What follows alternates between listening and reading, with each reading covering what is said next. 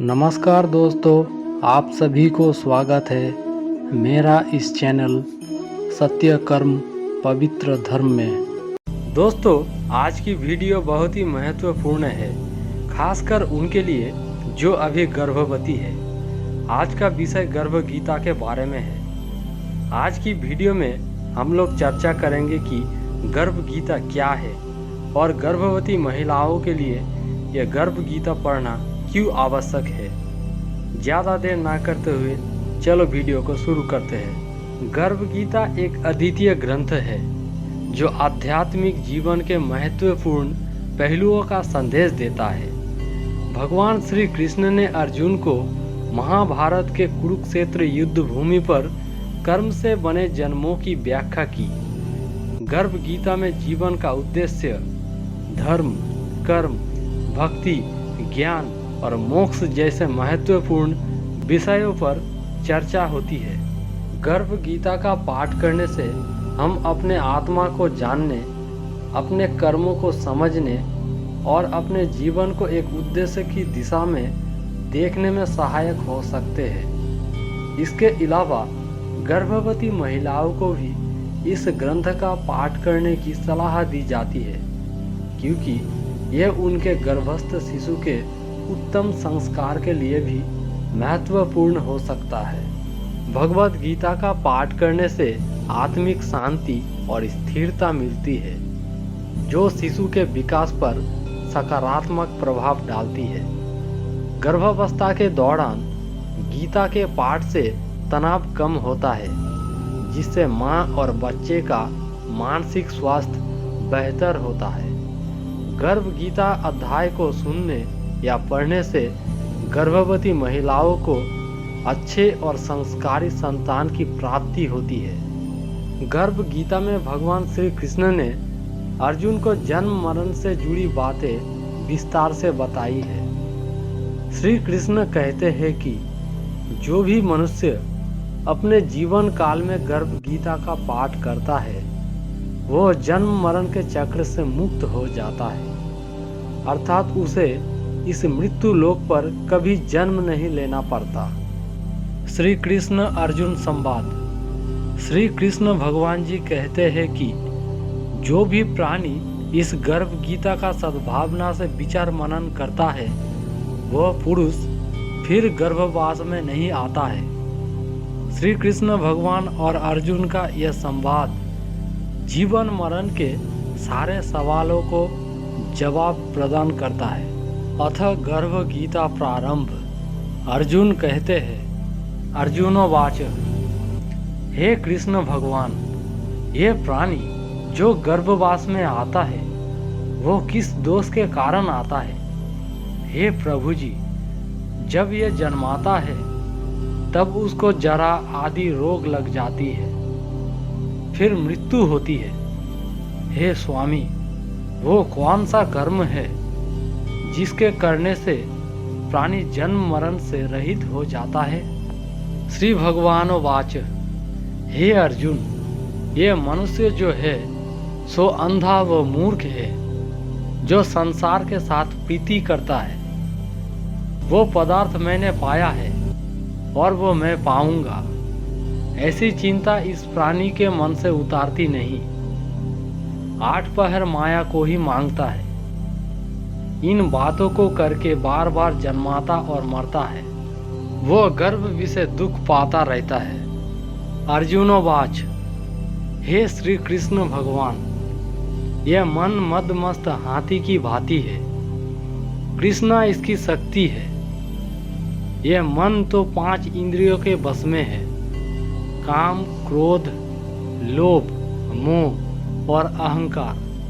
इन 5 में अहंकार बहुत बली है। सो कौन सा यत्न है जिससे मन बस में हो जाए? श्री भगवानोवाच, हे अर्जुन, यह मन निश्चय ही हाथी की भांति है। तृष्णा इसकी शक्ति है। मन 5 इंद्रियों के बस में है। अहंकार इनमें श्रेष्ठ है। हे अर्जुन, जैसे हाथी अंकुश के बस में होता है, वैसे ही मन रूपी हाथी को बस में करने के लिए ज्ञान रूपी अंकुश है। अहंकार करने से यह जीव नरक में पड़ता है। अर्जुनोवाच, हे भगवान, जो एक तुम्हारे नाम के लिए वन खंडों में फिरते हैं, एक बैरागी हुए हैं, एक धर्म करते हैं, इनको कैसे जाने? जो वैष्णव है वे कौन है? श्री भगवानोवाच, हे अर्जुन, एक वो है जो मेरे नाम के लिए वनों में फिरते हैं, वो सन्यासी कहलाते हैं। एक वो है जो सिर पर जटा बांधते हैं और अंग पर भस्म लगाते हैं। उनमें मैं नहीं हूँ, क्योंकि इनमें अहंकार है। इनको मेरा दर्शन दुर्लभ है। अर्जुनोवाच, हे भगवान, वो कौन सा पाप है जिसे स्त्री की मृत्यु हो जाती है? वो कौन सा पाप है कि जिससे पुत्र मर जाता है? और नपुंसक कौन से पाप से होता है? श्री भगवानोवाच, हे अर्जुन, जो किसी से कर्ज लेता है और देता नहीं, इस पाप से उसकी औरत मरती है। और जो किसी की अमानत रखी हुई वस्तु पचा लेता है, उसके पुत्र मर जाते हैं। जो किसी का कार्य किसी के गोचर आए पड़े और वो जवानी कहे कि मैं तेरा कार्य सबसे ही पहले कर दूंगा, पर समय आने पर उसका कार्य ना करे, इस पाप से नपुंसक होता है। ये बड़े पाप है। अर्जुनोवाच, हे भगवान, किस पाप से मनुष्य सदैव रोगी रहता है? किस पाप से गधे का जन्म पाता है? स्त्री का जन्म तथा टट्टू का जन्म क्यों पाता है? और बिल्ली का जन्म किस पाप से होता है? श्री भगवानोवाच, हे अर्जुन, जो भी मनुष्य कन्यादान करते हैं और इस दान में मूल्य लेते हैं, वह दोषी है। वह मनुष्य सदा रोगी रहते हैं। जो विषय विकार के वास्ते मदिरा पान करते हैं, वे टट्टू का जन्म पाते हैं। और जो झूठी गवाही भरते हैं, वे औरत का जन्म पाते हैं। जो औरतें रसोई बना के पहले आप भोजन कर लेती है और पीछे परमेश्वर को अर्घदान करती है, तो वह बिल्ली का जन्म पाती है। और जो मनुष्य अपनी झूठी वस्तु दान करते हैं, वे औरत का जन्म पाते हैं। वह गुलाम औरतें होती है। अर्जुनोवाच, हे भगवान, कई मनुष्यों को आपने सुवर्ण दिया है, सो उन्होंने कौन सा पुण्य किया है?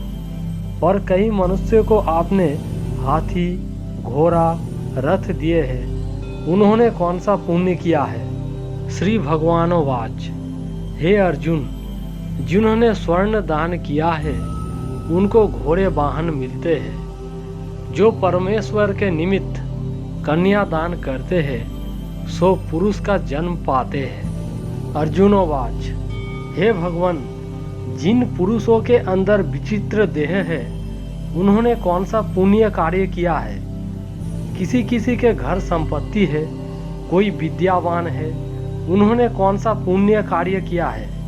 श्री भगवानोवाच, हे अर्जुन, जिन्होंने अन्य दान किया है, उनका सुंदर स्वरूप है। जिन्होंने विद्या दान किया है, वे विद्यावान होते हैं। जिन्होंने संतों की सेवा की है, वे पुत्रवान होते हैं।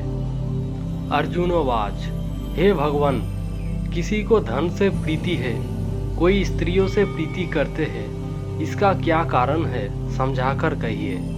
श्री भगवानोवाच, हे अर्जुन, धन और स्त्री सबका नाश रूप है, मेरी भक्ति का नाश नहीं है।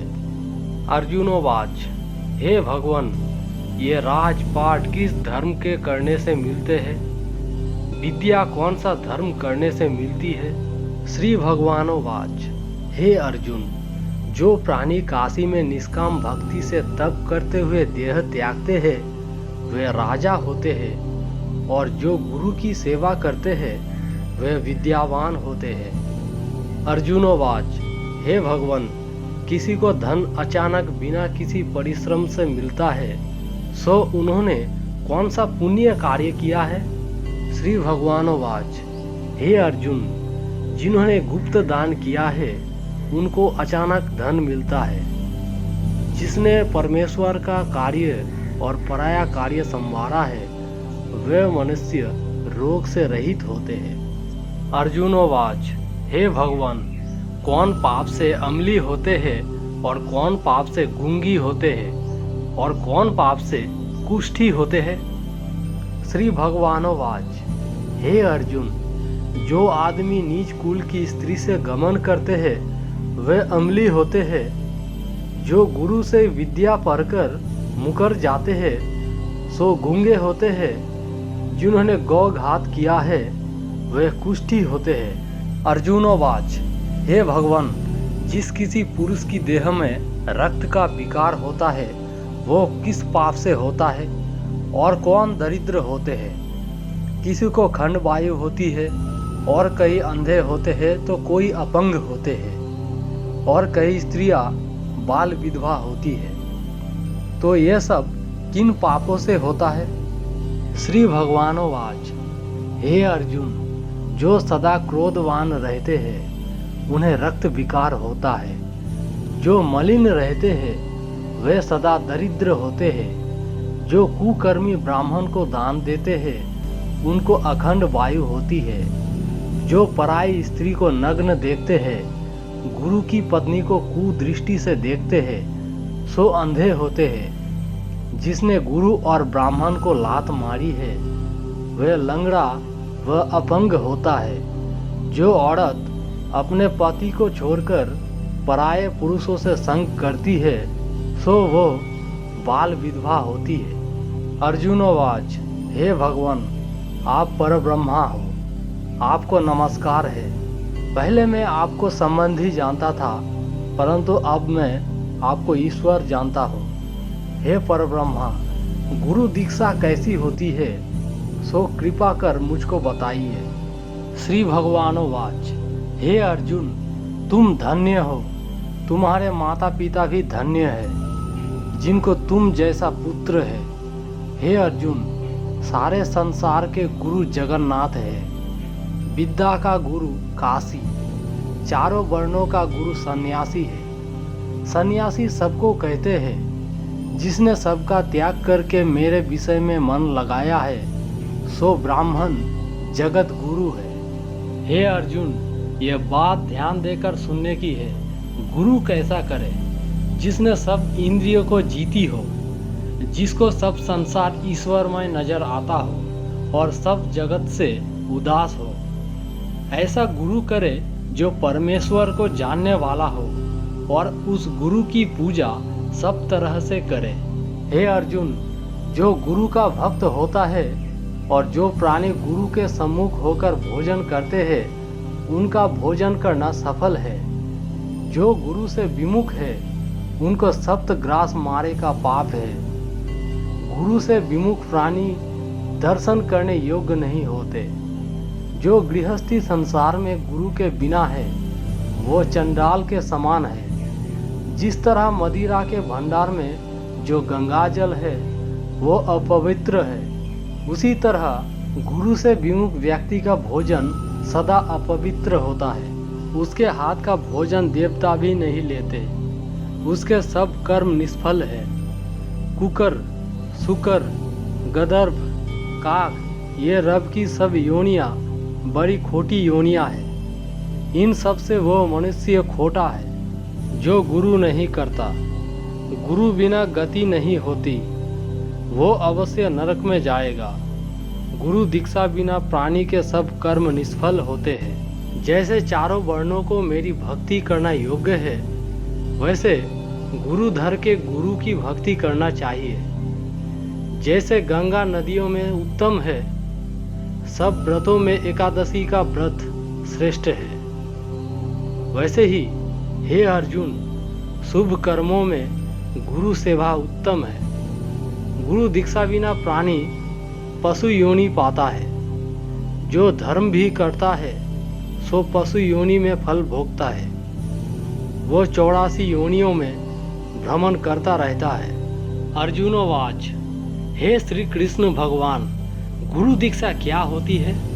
श्री भगवानोवाच, हे अर्जुन, धन्य जन्म है उसका जिसने ये प्रश्न किया है। तू धन्य है।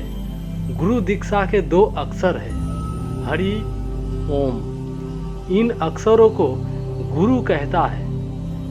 यह चारों वर्णों को अपनाना श्रेष्ठ है। हे अर्जुन, जो गुरु की सेवा करता है उस पर मेरी प्रसन्नता है।